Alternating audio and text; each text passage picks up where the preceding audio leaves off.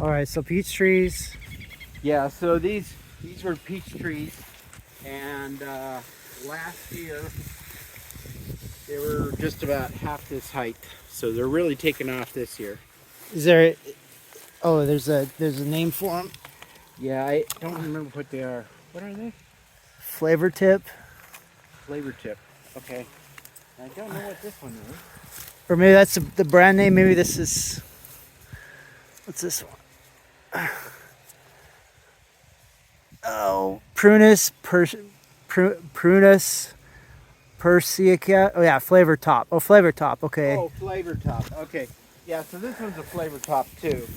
And they survived the winter. Yes, they Okay. survived the winter. We got the roots deep enough in that. Oh, okay. So this is a leaf bug. Holy smokes! Oh, shoot. That's a leaf Ew, bug. looks like cancer. So, yeah, it doesn't really hurt the plant. Huh? It's just, but you just don't want to let him get out of control. And then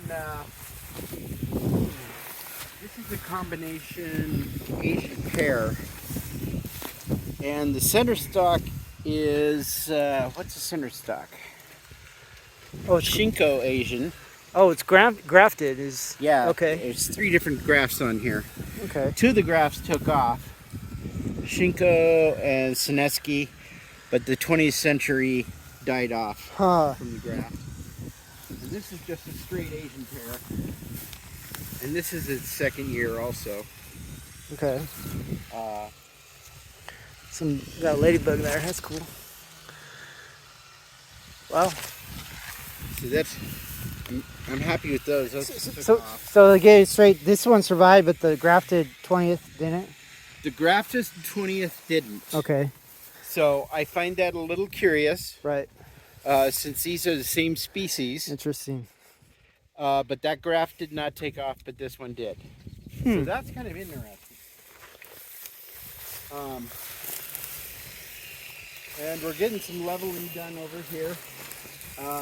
This method is awesome, and I wish the hell we would have started with that.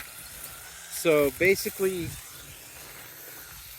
you take half an IBC, and you cut it in half, and then you cut the liner in half too. And so the liner acts as a Retention. soil retention, and it keeps the moisture in too. Wow. And I wish we would have started that a long time ago, but we didn't. We didn't. We had to learn. We tried. As in the raspberries behind you. Yeah. We've tried a whole bunch of different methods, and each method has its advantage and disadvantage. I really like the cinder block for the raspberries. It really keeps the raspberries under control. Moisture retention with the IBCs up high. We're going to put a moisture barrier around the outside here this summer. But moisture has been a problem with these IBCs. As you can see in the back, those IBCs back there, they're taking off. But this one acts more as a wind barrier than anything. So between the 2 methods we found so far that work really great, it's a half IBCs. And some kind of trestle type deal there, and then the brand name for this black material is, it looks like it says weed block. So yeah, just for Yeah, we just lined it with a weed barrier. okay. And as it was designed to basically prune itself and keep the roots going straight down, and that actually worked. It's also higher too, so you can get around it a lot easier. Oh, cool. But I really love these cinder block versions. This one has a dead spot in it because we didn't get it replanted early enough. But as you can see in the background there, they grow really densely. And then you just keep putting mulch and soil amendments on top, maybe once every other year. And last year, just those 4 beds, I was picking 2 hours twice a day for almost 5 weeks. Let me get a block count in case people want to reproduce this at home. Let's see. There's the one on the end. 1, 2, 3, 4, 5, 6, 7. 7 lengthwise, and then across 1, 2, 3. So yeah, if people want to replicate, and then from the bottom 1, 2, 3. So they can figure out the math off of that. Yeah, that puts you up high enough that you don't have to stoop over to pick up raspberries, and it's always a pain. So these are the grapes. This is the first year of the grapes being in here, and 2 of the species took off really well. And what we're going to be doing in these little sections here, we're going to be putting those hen and chick succulents. Oh, what are those? It's a flowering plant that doesn't need a lot of water. Okay. And they don't require a lot of growing space. Interesting. And they last a long time. What's the benefit of them? Just they just take up space and they retain water really well. And it doesn't matter if they're planted in cement or not. They don't care. Huh. Oh, cool. They don't require a lot of water, and they don't require a lot of soil. So they grow pretty well. And these are the currants. These are red currants. And last year, I'll be honest with you, we just stopped harvesting because this is only our 3rd year with these plants in. Right. And mosquitoes. Mosquitoes are real bad out here right now. Smacks. Yeah. And last year we got so many red currants it wasn't even funny. Interesting. Yeah. I harvested for 3 weeks straight and never did get them all. Huh. Birds had to get the rest of them. So this year we're not putting any bird net up. We'll just let the birds have them. And there'll still be more than enough for us too. Huh. Well, shoot. Let's go out there to our ancient grains. So we ordered a bunch of really old stock seed. Uh-huh. And one of those beds I'm gonna explain it a little better when we get out here. Okay. No, okay. Okay, guys. So we're doing a combination of Hugo culture, biomass, and terra preta combination. I didn't have enough of everything to complete one specific type. So we're doing a combination and using ancient seed. So these are stocks that go back thousands of years. So hopefully people are not going to have allergies associated to the food. Gluten stuff, right? Yeah, gluten stuff.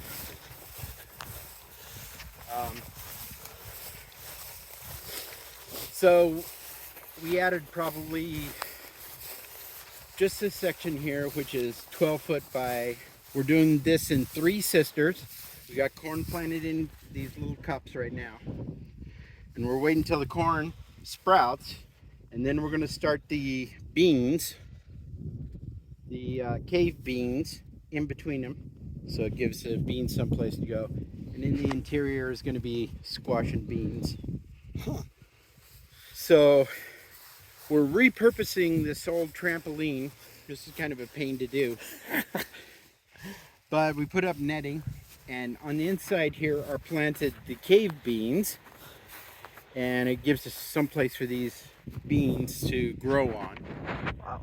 And then on the interior we're going to put the whole bunch of ancient seed Roma tomatoes, because the ancient seed Roma tomatoes are fabulous. You can do anything with them and they're great flavored. And but they require some TLC. shade. Yeah. Shade and TLC. Well, that's what the beans will provide. The And the shade. beans will provide the seed. I mean the shade. Amazing. Sorry. Yeah. These two beds we haven't got to yet. Oh. We are just way behind on our time. And I ran out of biomass. That's where we mow the lawn around here, and we just keep the biomass up here. One of the cool things is this here. I seeded night crawlers in this biomass bed. Now these night crawlers were only maybe an inch long, teeny tiny. This year they're this long and as big around as your thumb in under a year. That's amazing. Yeah, they got some good victuals out of this, I guess. Yeah.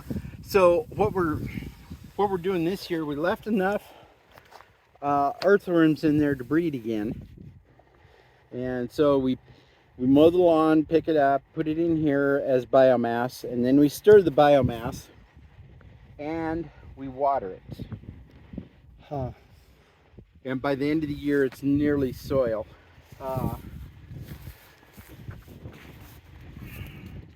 I don't know if you can see this real well. Oh yeah.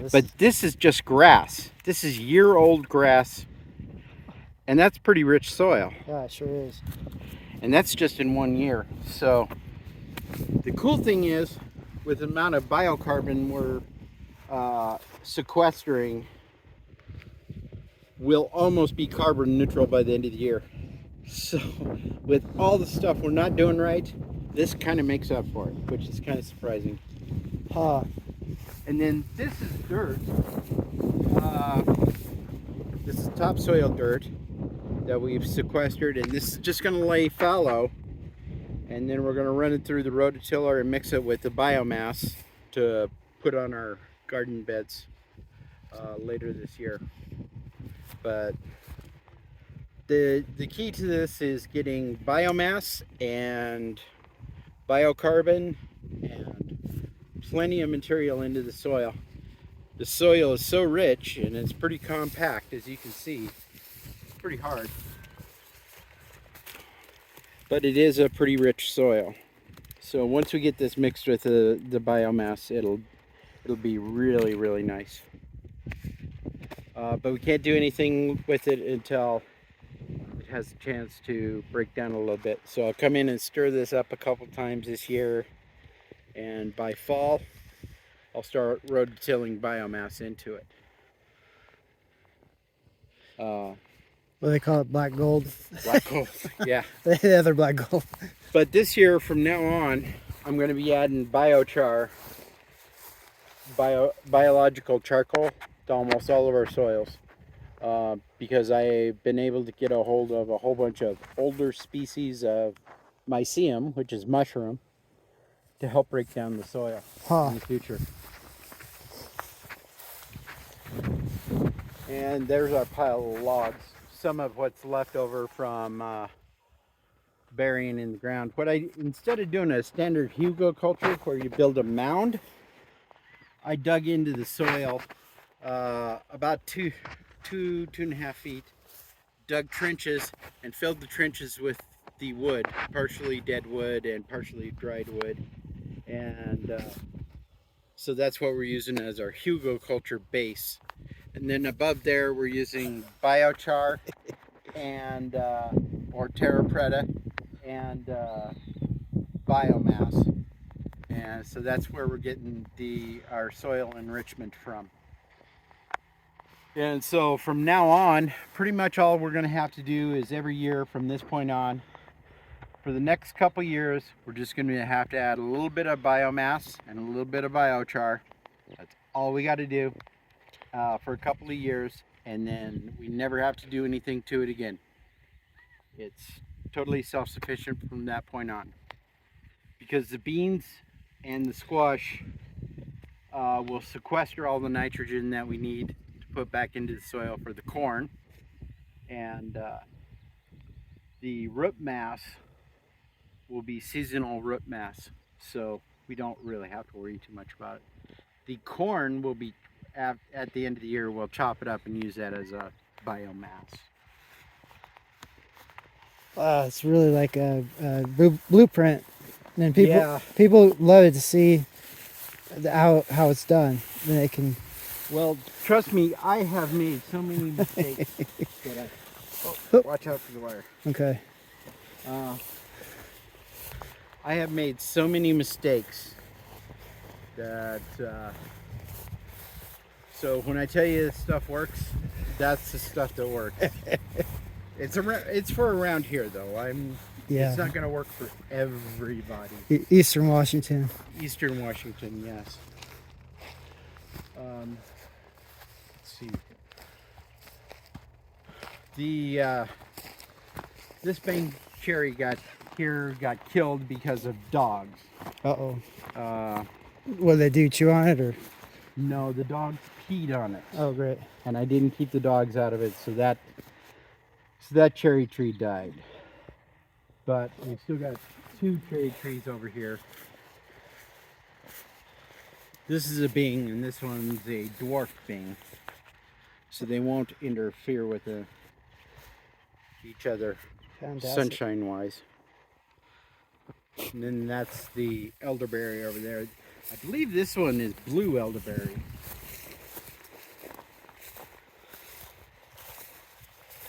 I don't remember. Got some ladybugs on there. That's a good sign. Well, at least this will all be documented. So if you ever need to remember what stuff is what's Yeah. what, you'd be like, oh, check the. And this is witch hazel. Mm. So to Astringent. make astringents. Yeah. Yeah. That's the whole reason for this. And this will never be moved, and we'll just leave it right where it is. Wow. We've got some herbalism going on. Yeah, we're kind of making progress on it. Not as make us get more and more things done, but there is, let's see, there's a total of 6 raspberry beds here. These are thornless raspberry beds. And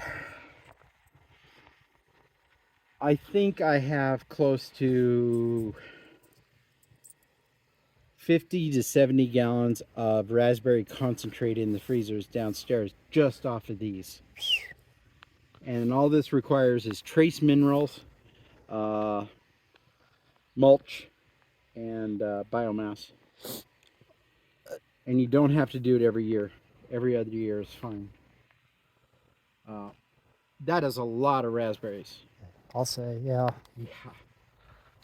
But our black hawthorn here, we've been really doing well on it. This produces so many. A lot of people don't use the hawthorn for food product, but it's really, really high in antioxidants. So whether you make wine out of it, or pies, or jams, or whatever, has a pretty good flavor. It's a cross between a blueberry and an apple-ish flavor. Huh. Makes really great wines. Oh. Meads and wines. But this one single bush, now that we've got it, we're kind of getting it tamed and under control, provides more than enough to feed 2 or 3 families. So you've got to keep the suckers off of it, like at any fruit tree. Huh. So when they get tender like this, before they actually harden up, turn to wood, just pull them off. And that diverts the energy into fruits. Yes, it diverts the energy into fruit. And the fruit is what you want. You don't care about growth in this particular case, where we're using it as a food supplement. So it's pretty easy to keep the hawthorn. If the thorns are green like this, they really don't hurt all that bad. But once they start hardening, boy, they get pretty stickery. So the apple trees. We got 2 apple trees right now. One is an indigenous apple tree. This one, the bigger one right here, It's taken us 3-4 years to get it chopped down. It'd gone wild for like a decade. And so if you can't get to the fruit, it's just not doing you any good. So we try to keep the suckers down, and we topped it off, and now it's just going great guns. Huh. And this is a newer apple tree that we planted in last summer. What is it? Semi-dwarf Gona Gold apples. Oh. So this will be kind of a cross-pollination for this apple tree. But last year, even with all the trimming that we did, we couldn't harvest enough. We still had a lot of wastage because we couldn't harvest them. We just didn't have time. What was the secret to keeping them alive over the winter? And he just The secret to keeping these trees alive, honestly, is mulch. Oh. And that's what, wood chips and Just wood chips and grass. And then come these smaller trees like this. What we'll do at the end of the year is we just pile grass up to about there, Huh. and then just leave it. Okay. It acts as an insulation, but it also allows the bugs to drop micronutrients into the mulch Okay. down below. And then come spring, we just rake back the dead grass or the biomass and just use it elsewhere. All my trees have died, my fruit trees, so that's what I was wondering, what I did wrong. So if you find on the inside here,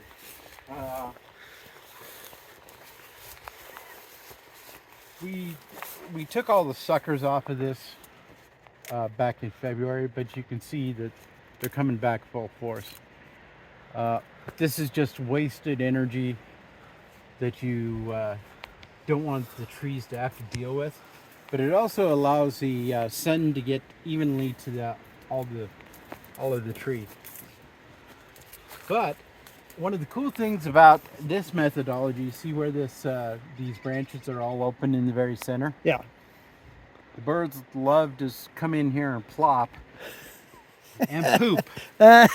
So all that uric acid goes straight down underneath the tree and eventually get worked directly into the soil. It's free fertilizer. I see, and you got the bird bass over there to... And the bird bass, so it encourage keeps them. the birds coming around. And yeah, I'm all about doing things natural. Systems integration. But it's something that most people, we don't think about, No. you know? Just put into practice what you already know. Don't fight Mother Nature, just figure out how she does it and work with her. The lilac bushes, I hate them, but we started trimming them back and taking care of them a little bit, and that was a mistake. I should not have done that. We can't kill them. Making me mad.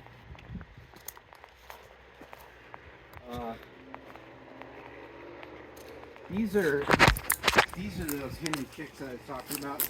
They're a succulent. Oh. And you put them in between the concrete blocks. Oh, yeah, I've seen these before. Okay. Yeah. And they do really, really well with concrete and a little bit of soil. And they're basically ground cover that keeps everything It's just else. a ground cover. Yeah, that's all it is. And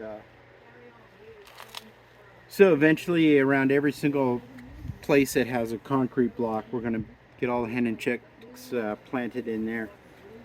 And it's just a ground cover. And it kind of holds the soil in place so it doesn't wash out. Oh, sweet.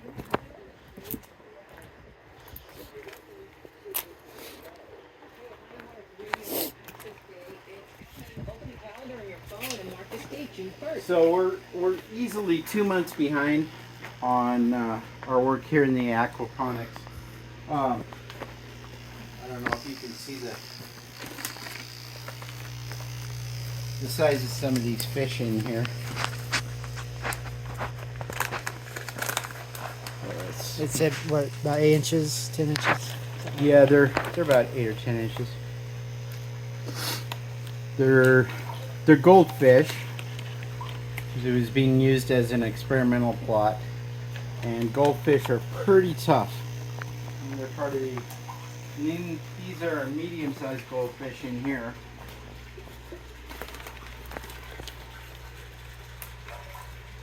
Wow. I see those for sale at like Asian shops and stuff for big money. Yeah. And these are our smaller ones in here. I don't know whether these guys will come to the surface or not. Yeah. Wow. I hear they grow to the size of their container, more or less.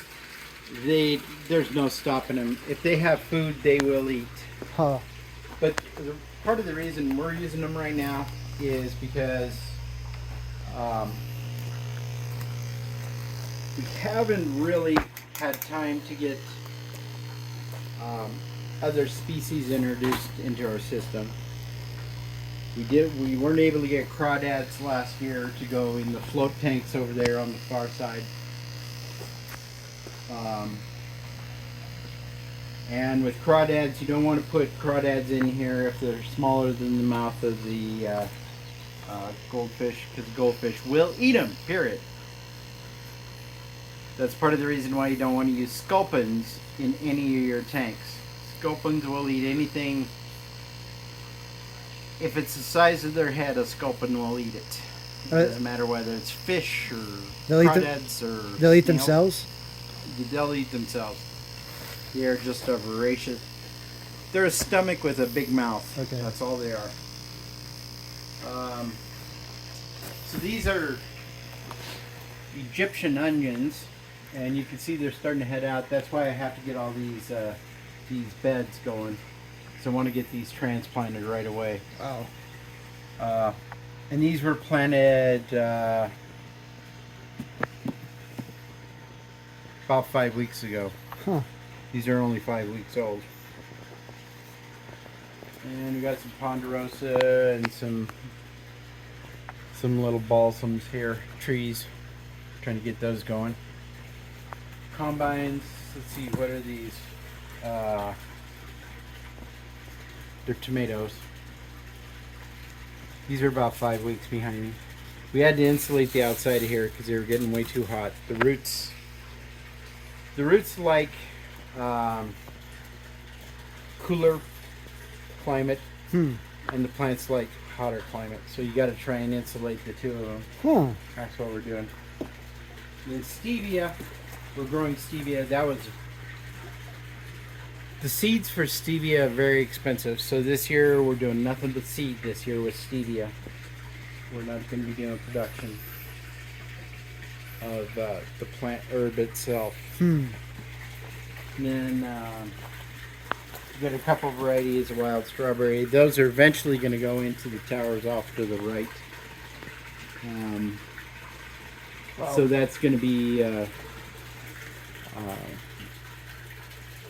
aeroponics, but it's going to be high volume aeroponics as opposed to high pressure aeroponics.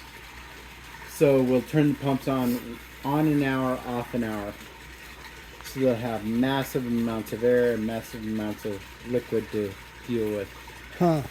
And that's part of the reason that's going to be just lettuce over there. Just what you see sticking up is equivalent to 400 heads. So we start them in those small ones on the far end, because that has a lower volume, and then they get transferred into here for the grow out. And it generally takes less than 30 days to get a full head of lettuce once they're a couple inches tall to the third stage of the leaf before we transplant it in the ends of there. Once they get to that stage, it's less than a month. The first couple weeks are just kind of a waste, so we put them over there where there's lower temperatures and less sun, so it gives them a chance to grow out before we transplant them into the towers. Huh. But and then these I'm dying to try this year. These are Cherokee Purple. These are about 35 days old already.